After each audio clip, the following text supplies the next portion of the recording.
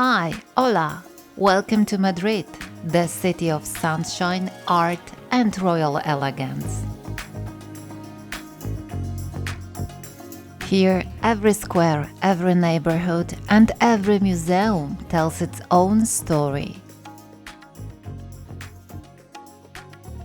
In Madrid, the past meets the present, and art isn't confined to museum walls. It spills out into the streets, the architecture, the sounds, and the vibrant colors of everyday life.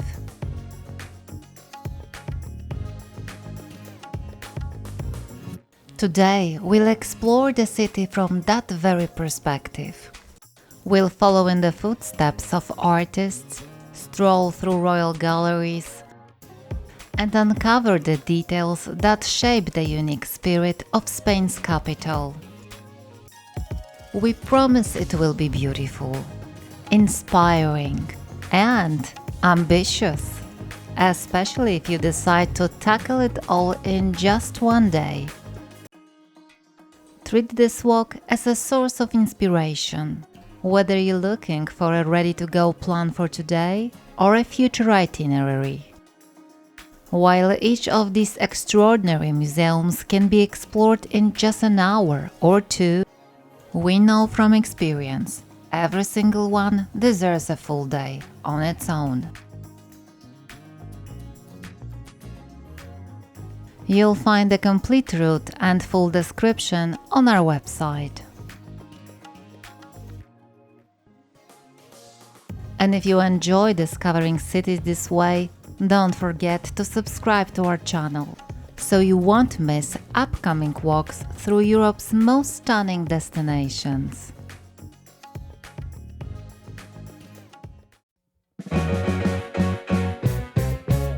Now let's begin a truly special journey. Strolling through Madrid, the extraordinary art triangle. We begin our journey right in the heart of the city, at Puerta del Sol. This is where the metro lines converge, where the city pulses with its life, and where all distances in Spain are measured from the symbolic Kilómetro Zero. We talked about this spot during our first walk through Madrid. And today, we're setting off from here once again, but this time in the opposite direction. We head down Calle de los Jerónimos towards a world of art, reflection and inspiration.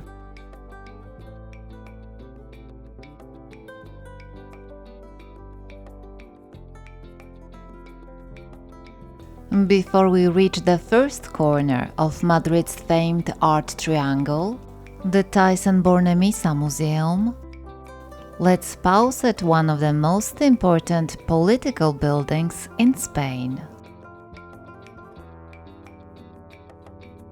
On the left side of the street, by the Plaza de las Cortes, stands the monumental Congress of Deputies, Congreso de los Diputados, home to the lower house of Spain's parliament, known as the Cortes Generales.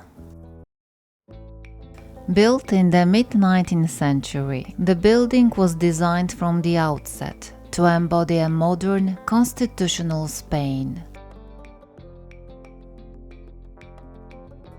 Its neoclassical facade, with its columns and imposing pediment, is adorned with a relief by Ponciano Ponzano, depicting Spain accepting the Constitution.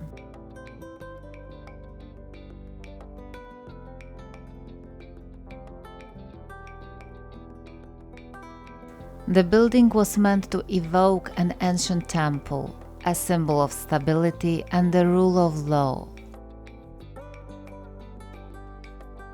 Two bronze lions guard the entrance, cast from cannons captured during the war in Africa in 1860. These are more than just decorative elements, they carry a strong national message.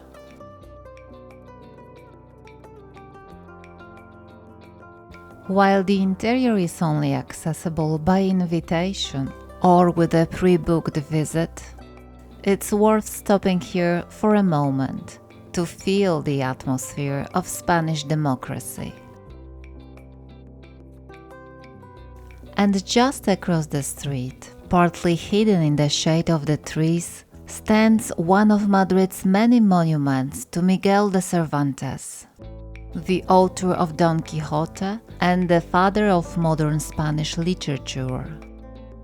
His symbolic presence here reminds us that, like the spirit of parliamentarism, Cervantes' legacy still hovers over contemporary Spain. Just a few steps further along is a striking white building with a turret. The headquarters of the insurance company Plus Ultra. It may not make it onto most tourists' must-see lists, but its distinctive architecture catches the eye of passers-by. Designed in a modernist style with Art Deco elements, its standout feature is a carillon, a clock mechanism with bells that chimes daily at noon.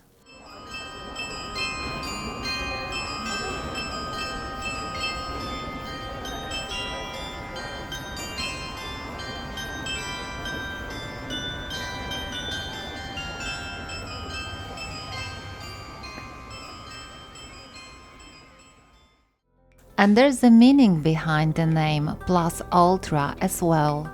It's not a random choice. It's a Latin motto adopted by Emperor Charles V of the Habsburg dynasty, meaning further beyond. In the age of great geographical discoveries, it symbolized ambition, courage, and the drive to go beyond known boundaries. Values that defined 16th century imperial Spain.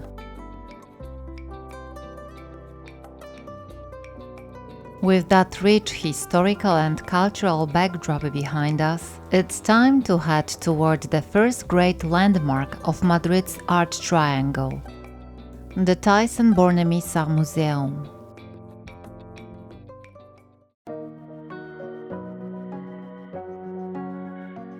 Thyssen-Bornemisza Museum housed in the elegant 18th century Villahermosa Palace, right on the Paseo del Prado.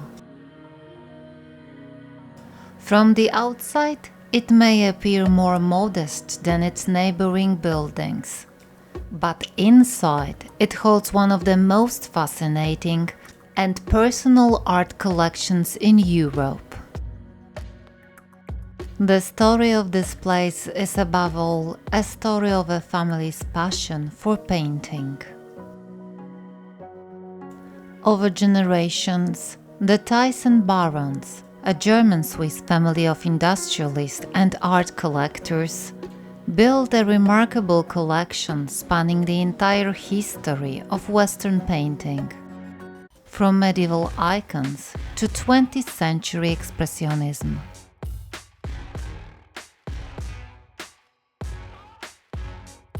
For years, these masterpieces were kept in private residences, including in Lugano, Switzerland. But in the 1990s, Baron Hans Heinrich Thyssen-Bornemisza, encouraged by his Spanish wife, Carmen, made the pivotal decision to first loan and eventually sell the collection to the Spanish state.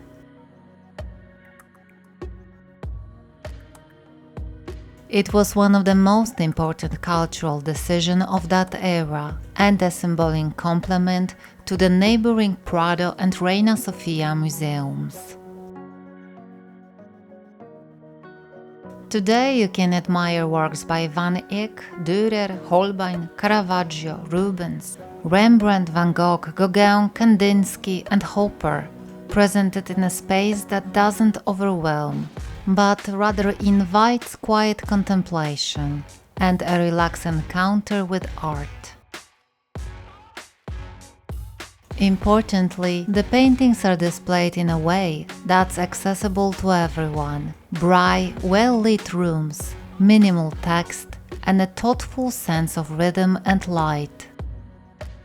It's a museum for both seasoned art lovers and those just beginning their journey into the world of painting. Only have an hour? No problem. Just grab the museum's excellent audio guide, which will lead you along the most compelling path and help you soak in the spirit of this extraordinary journey through art history. As for us, though we'd love to linger, we're moving on. Before we reach the next highlight of Madrid's art triangle, the legendary Prado Museum, we'll take a brief detour, and for good reason.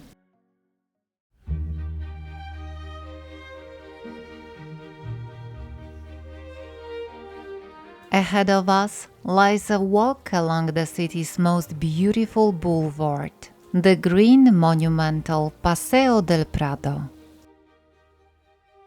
It's more than just a pretty avenue, it's a historic spine of the city, dating back to the 18th century, when King Charles III, often called Madrid's best mayor, envisioned a grand boulevard that would combine greenery, science and culture.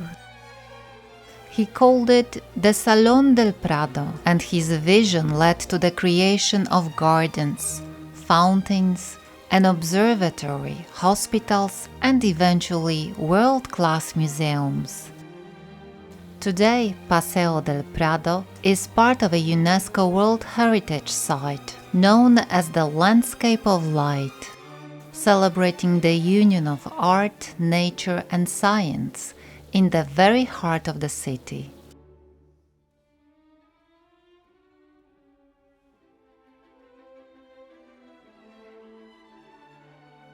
As we stroll under the trees, past marble benches and historic buildings, we feel Madrid's rhythm, grand and elegant, but never rushed.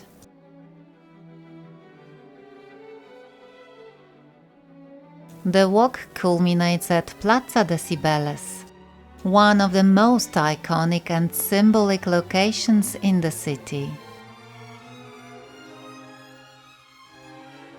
At its center stands the stunning Fountain of Cybele, the goddess of nature, fertility and life, who in Greek mythology rode a chariot pulled by lions. Today the fountain is more than a Baroque masterpiece. It's also where Real Madrid fans celebrate their victories, and where the city's history, politics, and passions intersect.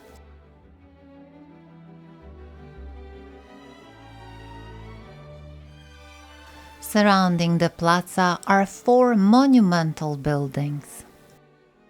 The Bank of Spain, with its grand neoclassical facade, houses lavish interiors filled with historic detail.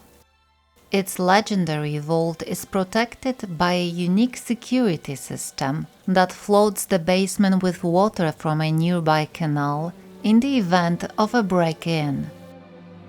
Atop the building sits a golden sphere, a striking feature symbolizing wealth and protection, perfectly in tune with the bank's mystic.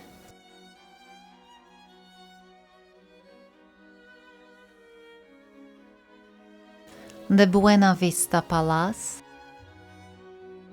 built in the late 18th century for the 13th Duchess of Alba, has served various military roles since 1847. Today it's the headquarters of the Spanish Army.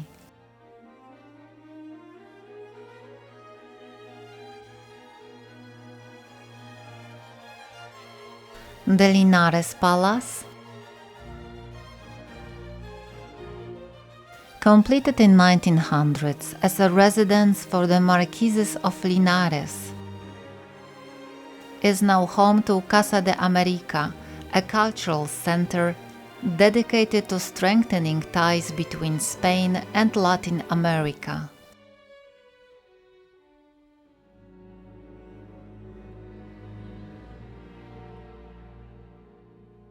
The most spectacular of all is Palacio de Cibeles, also known as the Palace of Telecommunications, though locals often refer to it with a smile as the wedding cake.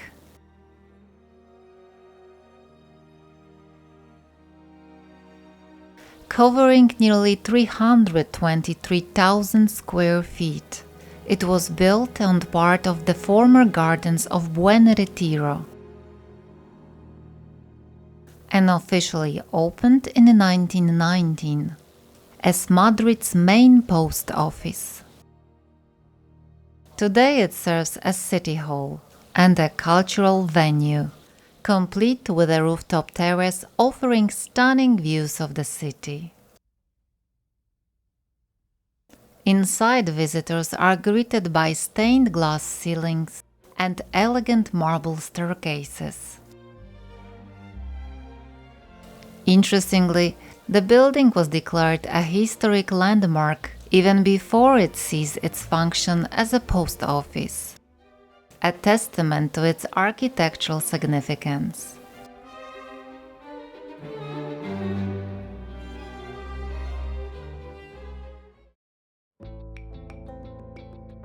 At Plaza de Cibeles, the city's main arteries intersect. It's the heart of Madrid. But today, our artistic heart beats for art. So we move on. From Plaza de Cibeles, we veer gently to the right, returning to Paseo del Prado. And in just a moment, on the left-hand side, we pass a building that often escapes tourists' attention, yet it certainly deserves it. The Museo Naval, or Naval Museum. Modest on the outside, but rich in content, the museum tells the story of Spain as a maritime power, from the days of Columbus to the 20th century. Inside you'll find maps, ship models, navigational instruments, uniforms, and dozens of artifacts linked to the expeditions that changed the course of history. The museum's greatest treasure is the Juan de la Cosa map from the year 1500, considered the oldest known depiction of both Americas. It's a place where you can truly feel the spirit of explorers, people who sailed into the unknown with risk, courage, and a vision of a greater world. If you have a moment, it's worth stepping in, even for half an hour. It's a great break from paintings, and at the same time, an essential piece of Spanish identity.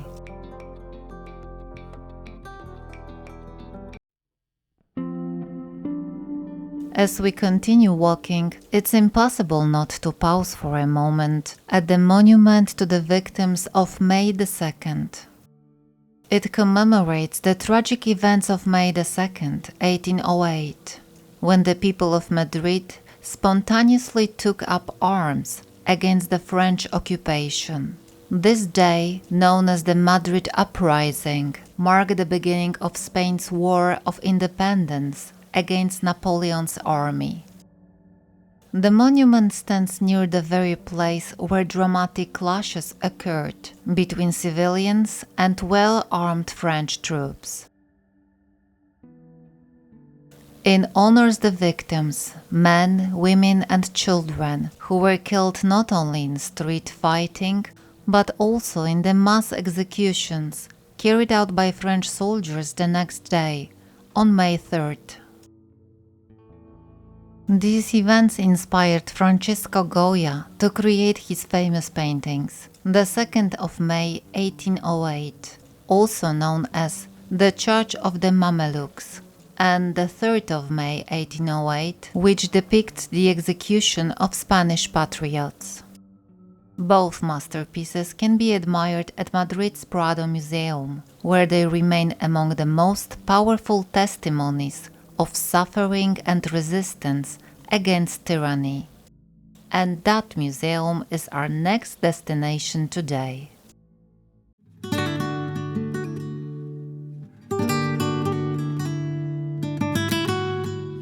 The Museo del Prado is one of the world's most important art museums, a source of pride for Spain and a true heart of classical European painting.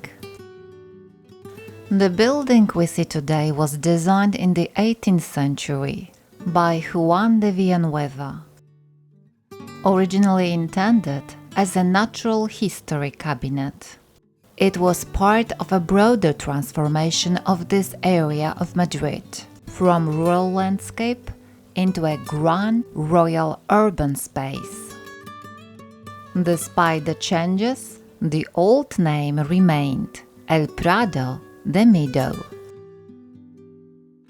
In the 19th century, thanks to King Ferdinand VII and his wife Maria Isabel of Braganza, the building was given new life as the Royal Museum of Painting. Over time, it evolved into a national treasure trove of art, home to masterpieces by Velázquez, Goya, El Greco, Bosch, Titian, and many more. Much of the collection consists of former royal commissions, paintings that once adorned palaces, monasteries, and noble residences. These origins give the Prado its unique character, where political history and artistic genius intertwine. Before we step inside the museum from the Goya entrance, let's pause for a moment on the nearby hillside. Here stands San Jerónimo el Real, the last visible remnant of the now vanished royal monastery of San Jerome. For centuries, it was one of Madrid's most significant religious sites. The Catholic monarchs stayed here during visits to the city, and from 1528 until the 19th century, it was where Spanish kings took their oaths. The monastery was connected to the royal quarters, Cuarto Real, expanded under Philip II. These formed the foundation for the Grand Buen Retiro Palace, built during the reign of his successor, Philip IV. Although the palace did not survive, partly destroyed during the Napoleonic invasion and later dismantled, its legacy endures. One of the few remaining structures from the original palace complex is, in fact, the Museo del Prado itself. In a way, walking through its halls is like tracing the footsteps of Spain's royal past. And now it's time to explore the Prado. You can begin your visit today or come back whenever you like. The recommended route takes about 2-3 hours and covers the museum's most iconic works. But that's just a glimpse, a brief look that can hardly satisfy true art lovers. After all, it's no secret that Madrid's Art Triangle is a place where one could easily immerse themselves for days. Whether you spend hours inside the Prado or simply admire its majestic facade from outside, our walk continues, though not necessarily today. Madrid is best savored slowly, and the next chapter of our journey awaits whenever you're ready to take the next step.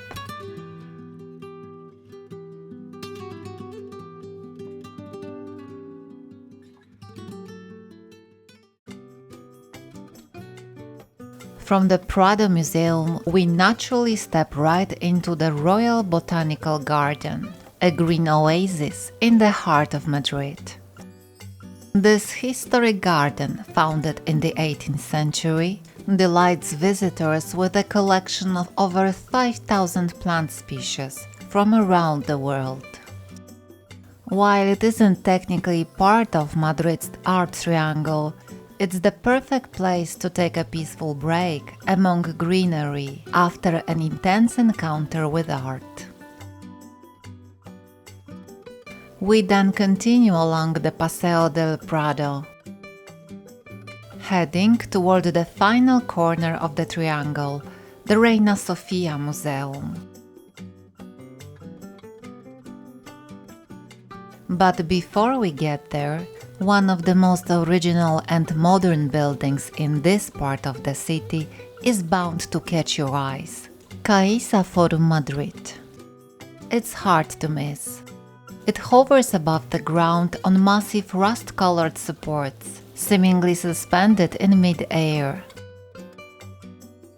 In its side wall is something truly unexpected: a vertical garden covered with thousands of plants that live, breathe, and change with the seasons.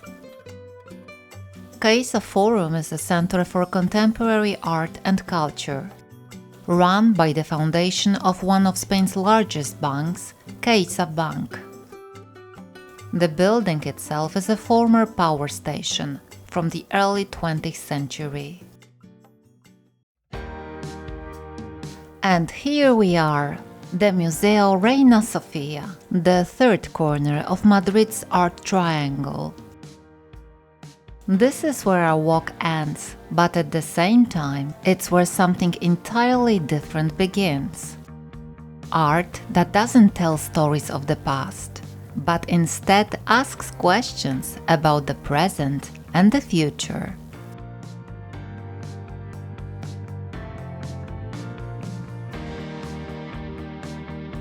The museum is housed in a former 18th century hospital, the Hospital General de Madrid, designed by the renowned architect Francesco Sabatini. For over 2 centuries, the building served as a healthcare facility before its transformation into a cultural space began in the 1980s. The museum officially opened at the Centro de Arte Reina Sofía in 1986, and in 1992, it was granted the status of a national museum.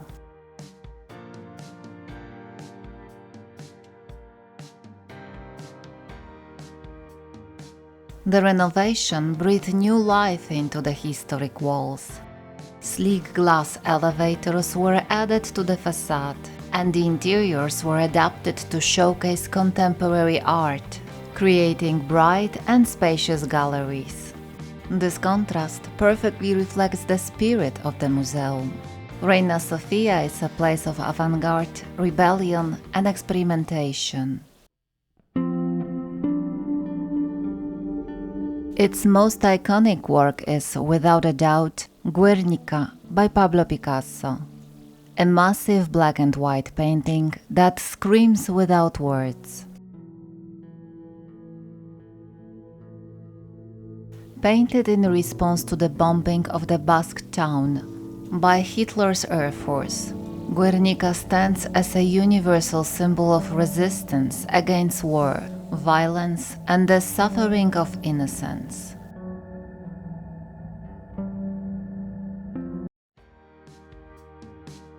But that's not all. The museum also features work by artists such as Jean Miro, Salvador Dali, Juan Gris, Tapiz, and many other creators who pushed the boundaries of form and thought.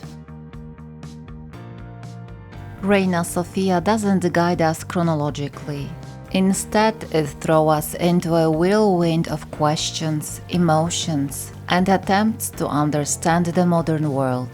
It's a place that doesn't offer ready-made answers, but it can move you to the core. And that brings our journey through Madrid's art triangle to an end. 3 worlds, 3 perspectives, 1 city. We've walked from old masters, through royal collections, to the art that is still being made and that continues to move us. Thank you for joining us. If this walk inspired you, leave us a comment, give us a thumbs up, and subscribe to our channel so you don't miss our next urban story. See you soon on another walk through the Spanish capital.